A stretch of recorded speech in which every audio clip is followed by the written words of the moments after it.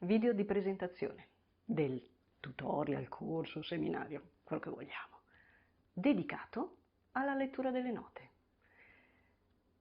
Alla lettura delle note nelle due chiavi più utilizzate, quella di Sol o chiave di violino e quella di Fa o chiave di basso. Come procederemo? Divideremo il lavoro in 9 fasi, in 9 capitoli.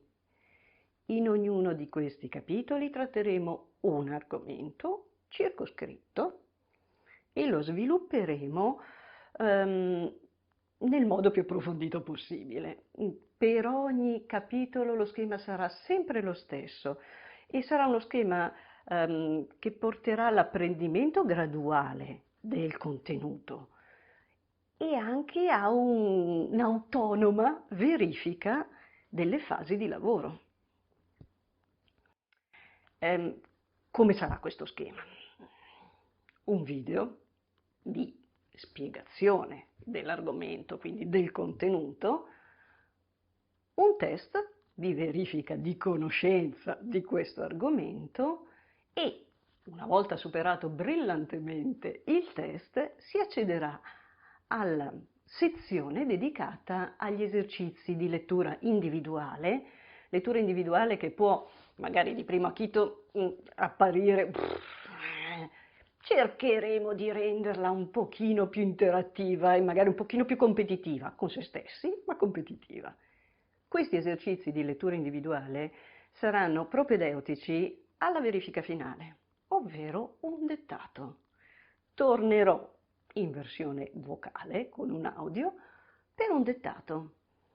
Ci sarà la possibilità di scaricarvi e quindi stamparvi un foglio pentagrammato per fare il dettato se non ne siete già in possesso e quindi alla fine di tutto questo percorso una verifica, un dettato, ovviamente poi da poter controllare per vedere se tutto il lavoro è stato fatto in maniera corretta.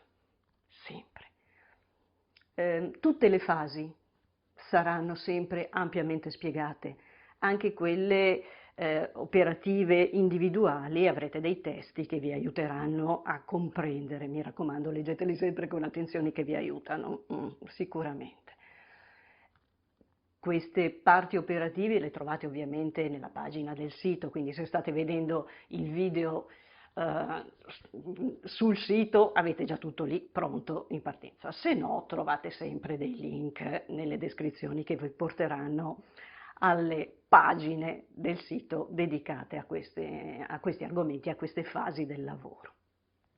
Adesso, lo dico adesso e spero, se ce la faccio, di non ripeterlo più.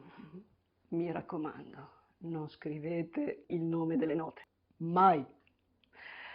È un piccolo sforzo iniziale, ma vi ripagherà ampiamente in modo successivo per quello che è l'autonomia della conoscenza.